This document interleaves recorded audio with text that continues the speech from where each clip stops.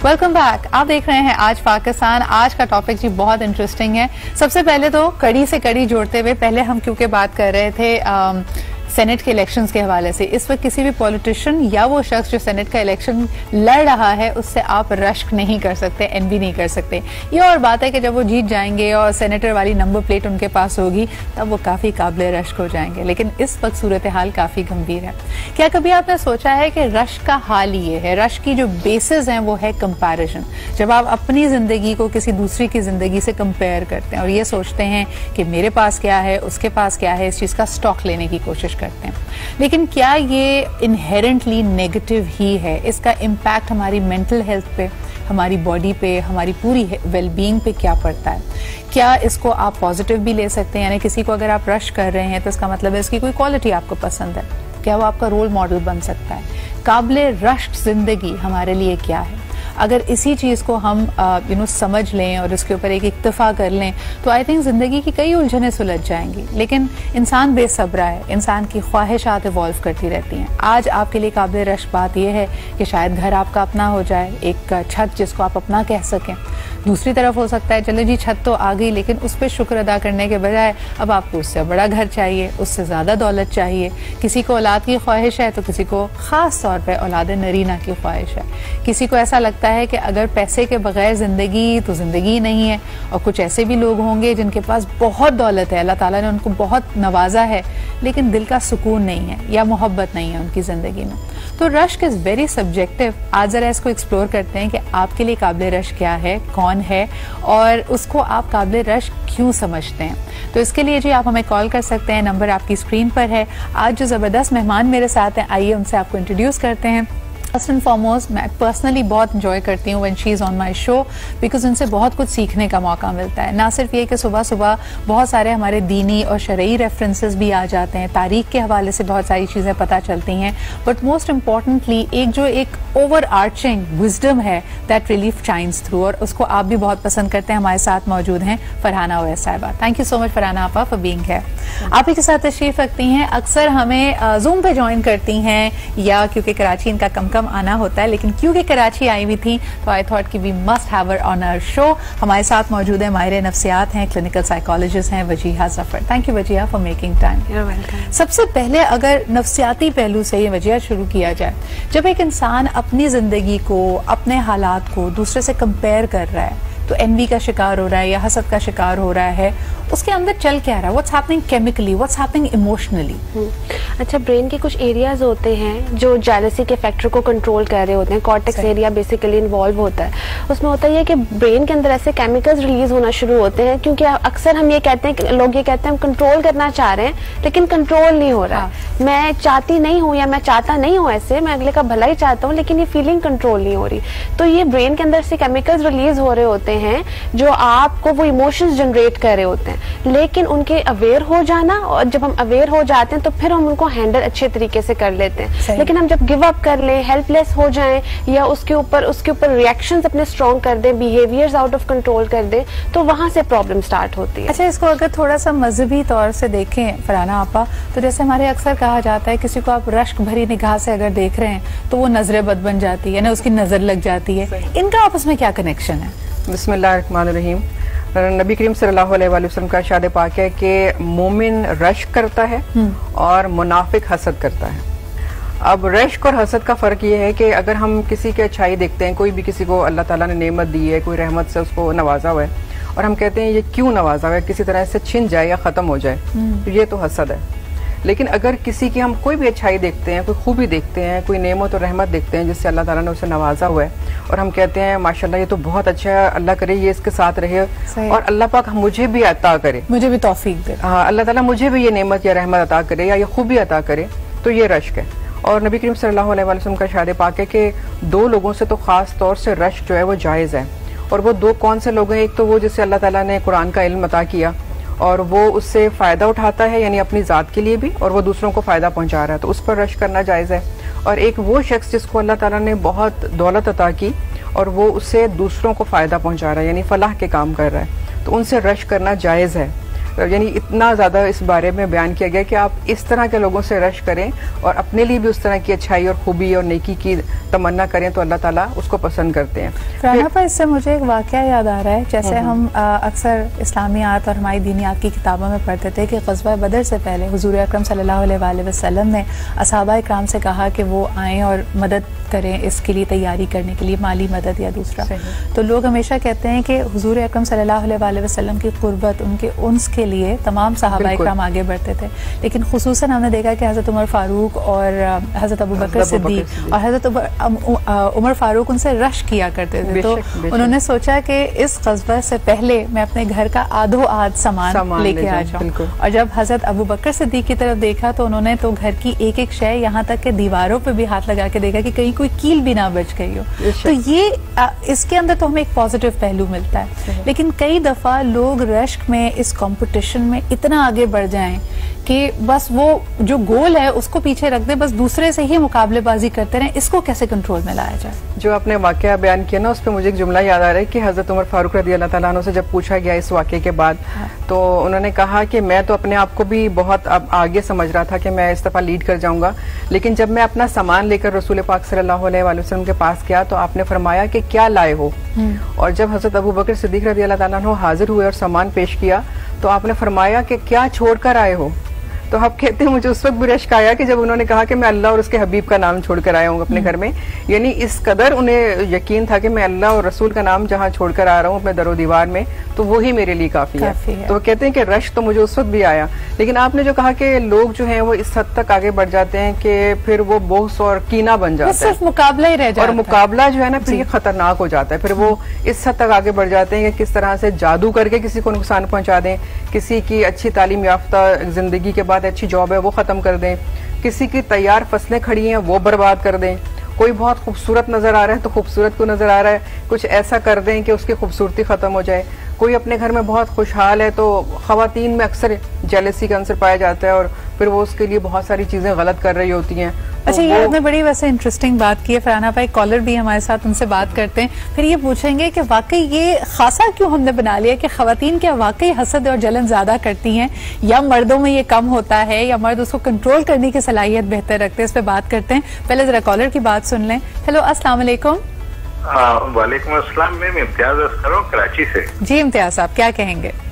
Ma'am सबसे पहले तो फरहाना आपा और जो गेस्ट हैं बड़ी जामे गुफ्तगू फरमा रही, इनके सामने मेरा बोलना सूरज के चिराग दिखाने के बराबर होगा। ये रश्क और हस्द वाली बात है, तकरीबन ये यकसा पाई जाती है हर किसी में। और जो अल्लाह के नेक बंदे होते हैं जिनके दिल में अल्लाह का खौफ और नबी पाक सल्लल्लाहु अलैहि वसल्लम की मोहब्बत होती है, वो किसी अच्छे काम करने वाले पे रश करना फख्र समझते हैं। रश करने, हसद जो है ना मैम, ये हसद वाला जब किसी से हसद करता है तो उसका मकसद यही होता है कि वो शख्स को नीज़ व नाबूद कर दे। तो आप जो समझ जाएं जो ऐसा इरादा रखता हो तो वो कभी इंसान दोस्त हो ही नहीं सकता। अच्छा, लेकिन छुपे दुश्मन भी तो होते हैं ना, कई लोग तो मीठी छुरी। अगर आपको और मुझे पता चल जाए कि कौन कौन शख्स हमारे खिलाफ दिल में बुग़्ज़ रखता है या हमसे हसद करता है, तब तो जीना दोभर हो जाए।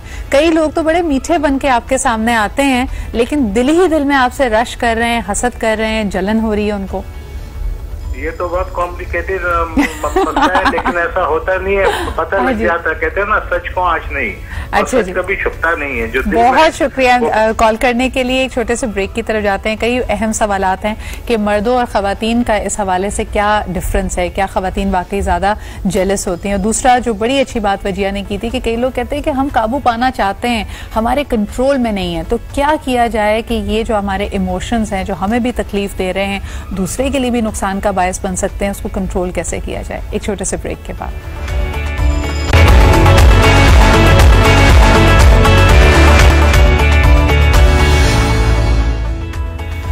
Welcome back. हाँ जी, तो आपको क्या लगता है खवातीन में जलन का, हसद का मादा ज्यादा है?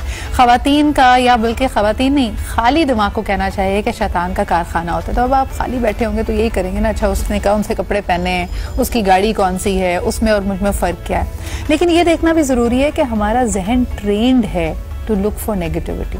मिसाल के तौर पे जब आप आईना देखते हैं तो आप ये नहीं कहते कि वाह मेरी आंखें कितनी खूबसूरत हैं या अल्लाह ताला ने मुझे सेहतमंद बनाया।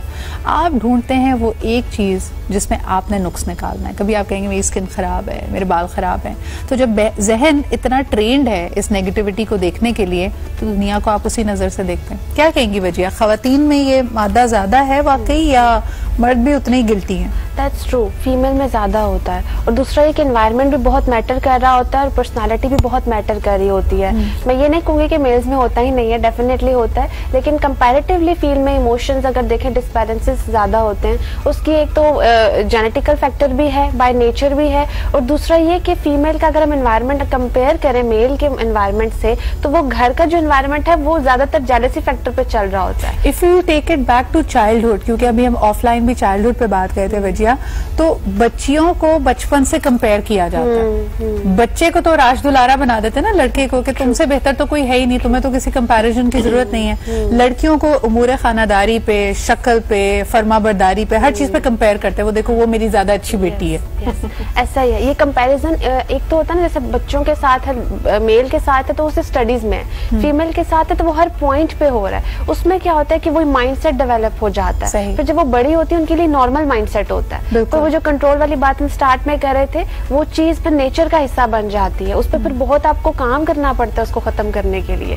फिर अक्सर लोग गिल्ट में चले जाते हैं कि मैं ये नहीं चाहता था, कि मैं इतनी बुरी नहीं हूँ, मैंने ऐसा क्यों किया। वो गिल्ट इतना ज्यादा सिस्टम डेवलप हो जाता है, उसमें फिर डिप्रेशन, एंजाइटी, फिर और डिसऑर्डर्स में वो फॉल कर जाते हैं। आप देखें जैसे ईद का भी मौका आ रहा होता है तो बच्चियों में, बहनों में ही मुकाबला कर देते हैं कि कौन ज्यादा प्यारी लग रही है। एक खुफिया अंदाज में कजन को नहीं बताना इस दफा मैंने कौन सा जोड़ा बनाना है। यानी व्हाई डू वी इंस्टिल, हमें ऐसा लगता है कि हम सोसाइटी, समाजी तौर पे हम बाकायदा एक मुनज़्ज़म कोशिश करके कंपैरिजन को हमारे दिमागों में इंस्टिल करते हैं। ये बात सही है, उसकी वजाहत भी कर दी वजिया ने, लेकिन मैं समझती हूँ कि ये जो मादा जेलसी का या हसद करने का, ये मर्दों में भी होता है, लड़कों में भी होता है। और हम हज़रत अगर पीछे चले जाएं, हज़रत यूसुफ अलैहिस्सलाम का वाक़या कुरान पाक में पढ़ते हैं तो उनके भाइयों को सिर्फ इसीलिए हसद था कि यूसुफ अलैहिस्सलाम से वालिद जो है वो ज़्यादा मोहब्बत करते हैं। और उस वक्त 12-13 साल की उम्र के वो छोटे से बच्चे थे, लेकिन उस हसद की वजह से उनको उठा के कुएं में फेंक दिया। तो ये तमाम चीज़ें ज़िंदगी में आती हैं, लेकिन ट्रेनिंग एक्चुअली हमें, जैसे आप कह रही हैं, कि वो इस तरह से करनी चाहिए कि हम एक तो पेरेंट्स होने के नाते जो जिम्मेदारी हैं उसको बहुत अच्छे तरीके से निभाएं। बच्चों में कभी भी बेटी हो, बेटा हो, या सिर्फ घर में सिर्फ बेटियां हैं, उस सूरत में भी कंपैरिजन ना करें।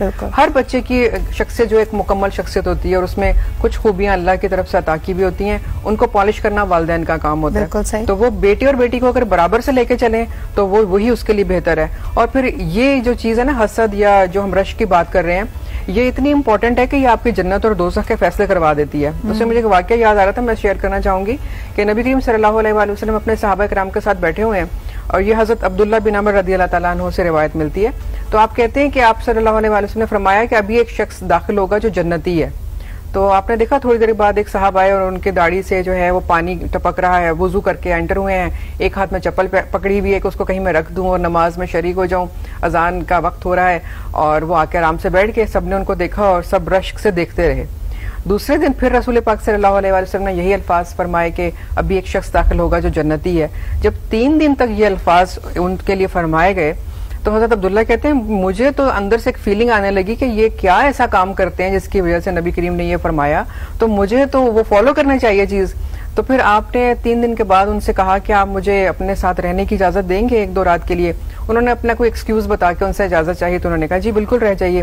तो वो दिन भर अपने मामूलात पर लगे रहे, जो उनके रोज़गार के मामूलात थे। रात को जैसे खाना खा के और उनको भी अपने साथ खिला के सो गए। अब ये जागते रहे ये सोच के कि ये कोई ख़ास अमल करेंगे और मैं उस अमल को फॉलो करूंगा इनसे पूछ के, ताकि मैं भी जन्नत में चला जाऊं। वो रात भर सुकून से सोते रहे, फजर के टाइम उठे, नमाज पढ़ी और अपने मामूलात में फिर बिजी हो गए।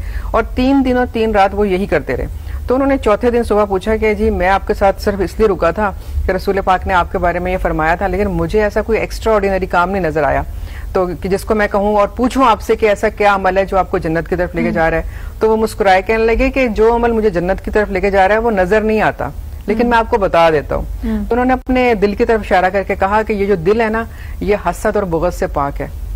मैं किसी से हसद नहीं करता और मेरे दिल में किसी के लिए नफरत नहीं है, और मैं समझता हूँ कि यही मेरा वो अमल है जो मुझे जन्नत की तरफ ले जा रहा है। तो अपने दिल को अगर आप पाक कर लेते हैं, बहुत आगे अल्लाह के करीब हो जाते हैं। अच्छा, लेकिन इसमें मुश्किल वही आ जाती है कि जब इख्तियार में ना हो तब किया जाए। इस पे बात करते हैं, लेकिन एक कॉलर भी काफी देर से हमारे साथ, उनसे बात कर लें। हेलो, अस्सलाम वालेकुम। वालेकुम अस्सलाम, सिद्धार्थ राशिद बोल रहा हूँ। जी राशिद साहब, क्या हाल चाल है आपके? बिल्कुल, अल्लाह का शुक्र है। बड़ी अच्छी गुफ्तगू मैं सुन रहा था अभी। देखिए, अभी अब माशाल्लाह आप हर टॉपिक पे बड़ा अच्छा कंडक्ट करती हैं प्रोग्राम। हमें रश्क आता है, आप पे हसद नहीं होता। बहुत शुक्रिया। एक तो ये है। थैंक यू राशिद साहब। बिल्कुल, अल्लाह ताला खुश रखे सब लोगों को। मैं ऑफिस में होता था, मेरे कोलीग हैं, वो कभी मैं ऑफिस से घर पे बेगम से हंसते हुए बात कर लेनी, उसने कहा कि यार बड़ी सुलह है, बड़ी अच्छी अंडरस्टैंडिंग है। माशाल्लाह। यकीन करें उस दिन रात आते ही मेरी लड़ाई हो जाती थी कुछ अच्छा, ये जो नजर आप कैसे देखते, क्या आपको लगता है नजर लग जाती थी उनकी? पता नहीं, अब सच्चा वाकया है, एक बार मैंने इसको आजमाया। हाँ। अच्छा, अब एक मैं आपको एक हाल बताता हूँ। हर एक के अंदर हसद होता है, जेलसी होती है, खासतौर पे जो अपने करीबी अजीज रिश्तेदार हैं, दोस्त हैं, अहबाब हैं, वो आगे निकल रहे हैं, उनके पास कोई अच्छी चीज आ गई, कुछ भी। मेरे अंदर भी आती थी ये फीलिंग। किसी में ये 50% कम है, किसी में ज्यादा है। लेकिन इसका फिर मैंने हल किया। मैंने कहा कि मैं अपने अल्लाह ताला से अक्सर मैं नमाज में दुआ करता था कि ये अच्छी चीज नहीं, तो ये डेवलप नहीं होनी चाहिए। इसका फिर मेरे दिल में अल्लाह ताला ने ये ख्याल डाला कि जिससे मैं हसद करता हूँ कि ये इसको ज्यादा मिल गया या इसको ये क्वालिटी है इसके अंदर, मैं कहता था या अल्लाह इसे और दे, ताकि मेरा अंदर का जो है ये हसद है ये उससे फिर खत्म हो। और यकीन करें शायद 5-10% उसकी परसेंटेज अब रह गई, बाकी खत्म होता जा रहा है। किसी से नहीं बुग़्ज़ ना रखें, बल्कि दुआ करें, क्योंकि कभी भी अल्लाह ताला ने आपको किसी से लेकर नहीं देना, वो अपने अल्लाह ताला ने खजानों से देना है। अच्छा देखिए, इसमें आपने बड़ी अच्छी बात राशिद ये की है कि देखिए अल्लाह का इख्तियार में तो पूरी कायनात है। तो हम जब कभी कभार ये समझते हैं ना कि किसी और का फायदा शायद हमारा नुकसान है, इसको मिल गया तो हमें नहीं मिलेगा, ये हमें प्रॉब्लम में ले आ जाता है। और मेरे ख्याल में सबसे बढ़कर ये कि रश करना तो चलें पॉजिटिव है, अच्छी बात है, लेकिन जलन और हसद की तरफ जब आप जाते हैं, आप अल्लाह की जो तकसीम है उस पे राजी नहीं हो रहे। यानी अगर आपने किसी से जलन आपको हो रही है कि इसके पास पैसा ज्यादा है, तो ये अल्लाह की तकसीम है, अल्लाह ने उसको नवाजा है आपसे ज्यादा, और अगर आप उससे राजी नहीं हैं तो आप अल्लाह से नाराजगी मोल ले रहे हैं, जो कि हम में से कोई अफोर्ड नहीं कर सकता। एक छोटा सा ब्रेक लेते हैं और जरा वापस आते हैं, टिप्स पे बात करेंगे। बड़ी अच्छी आपने मिसाल दी राशिद, वजह से मुझे याद आ रहा है, किसी ने कहा कि एक लाहौर में बड़ा जबरदस्त रेस्टोरेंट है जिसमें चाय के ना अलग अलग नाम रखे हुए, तो ढाबे स्टाइल में उन्होंने बनाया हुआ है। एक चाय जिसका नाम है रोमांटिक चाय। वो कहते हैं मियां बीवी जब जाके पीते ना तो लड़ाई हो जाती है, तो मेरे ख्याल में ज्यादा रोमांस भी अच्छा नहीं होता। एक छोटा सा ब्रेक लेते हैं, विल बी राइट बैक।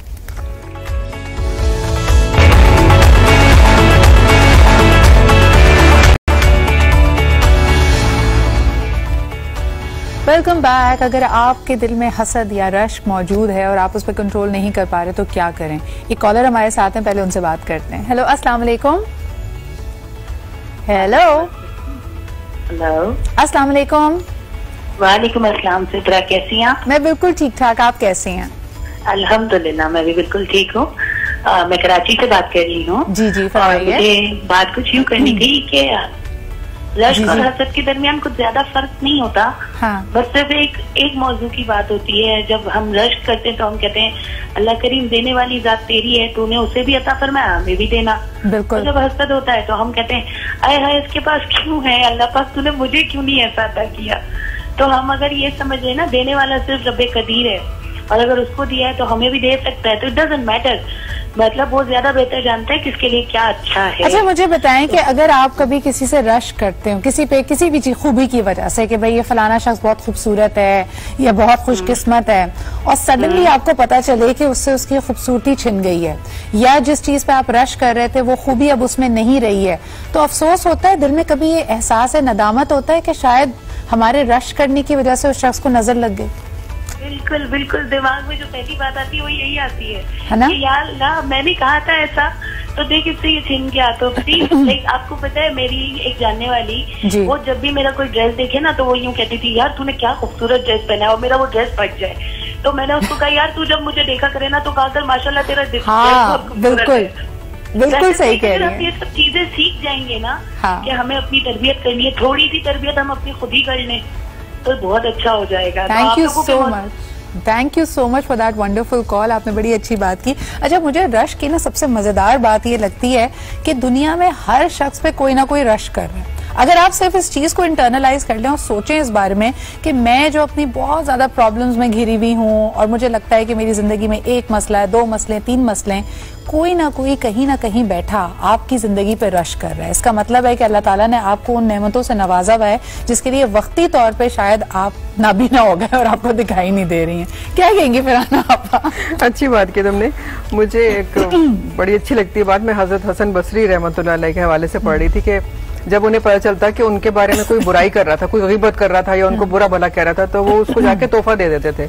तो एक दिन एक साहब ने पूछा, आप अजीब इंसान है, वो आपकी बुराइयां करते हैं जो लोग और आपके पीछे बुरा भला कह रहे होते हैं, आप जाके तोहफे बांट रहे होते हैं। कहने लगे मैं उनके तोहफे इसलिए बांटता हूँ कि जो शख्स मेरी बुराई करता है मेरे सारे गुनाह उसके ऊपर चले जाते हैं और उसकी नेकियां मुझे मिल जाती हैं। तो बताओ मैं उसका शुक्रिया अदा करूँ या ना करूँ? तो अगर कोई आपकी बुराइयां कर रहा है, गीबतें कर रहा है, हसद कर रहा है, उसको करने दें।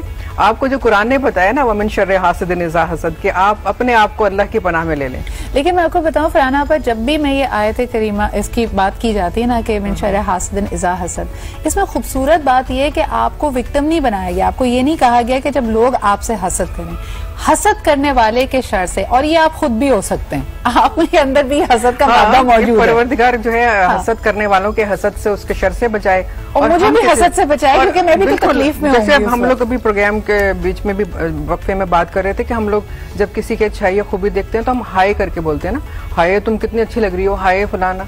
हाय का लफ्ज जो है ना वो नेगेटिव मानों में जाता है, क्योंकि हम जब कोई भी लफ्ज अदा करते हैं ना अपनी जुबान से तो उसके असरात होते हैं हमें। एग्जैक्टली, तो हमें ये जहन में रखना चाहिए कि हर अच्छा लफ्ज जो है वो दुआ बन के लग रहा होता है। और बात बात पे किसी को लानत भेज देना, किसी को बुरा भला कह देना, आप बिलीव करें अगर आप सिर्फ लानत के मौजू पे एक प्रोग्राम रख लें तो मैं आपको बताऊंगी कि इसके कितने नेगेटिव असरात उस शख्स के ऊपर पड़ते हैं या दूसरों पे लानत भेज रहा होता है। सही बात। या दूसरों को बुरा भला कह रहा होता है। तो अपने लफ्जों को अच्छा रखें। दूसरों से अगर अच्छाई की बात कर रहे हैं, आपने कोई खूबी देखी है, माशाल्लाह कह के बात करें, उसको दुआ या कलमात कहें कि अल्लाह पाक तुम्हारी इस खूबी को सलामत रखे, या अल्लाह ताला ने जो तुम्हें नेमत और जिस रहमत से नवाजा है अल्लाह ताला उसको सलामत रखे।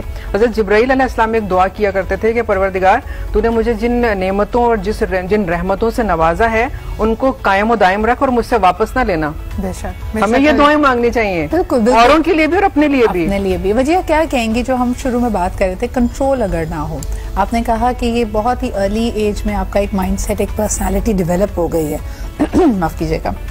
तो अगर एक बंदा फील कर रहा है कि मेरी निगाह ही, यानी अगर आपके मिसाल के तौर पे बाल गिर रहे हो तो आप दूसरे को देख के पहली चीज जो नोटिस करेंगे वो उनके बाल होंगे। खूबसूरत होंगे तो हाय लगा देंगे, अच्छे नहीं होंगे तो कहेंगे चलो ठीक है ये हमारे ही कबीले का है। तो आप मुझे बताएं कि इस मादे को कंट्रोल कैसे किया जाए? अच्छा, ये वर्ड एक यूज करते हैं ना, सेल्फ रिजेक्शन। हाँ। जो लोग जेलस होते हैं ना वो कॉन्स्टेंटली अपने आप को रिजेक्ट कर रहे होते हैं। हाँ। वो उनका फोकस क्या होता है कि हमारे पास क्या नहीं है। ये माइंडसेट ना उनको उन दूसरों की उन चीजों पे दिखाता है जो उनके पास है।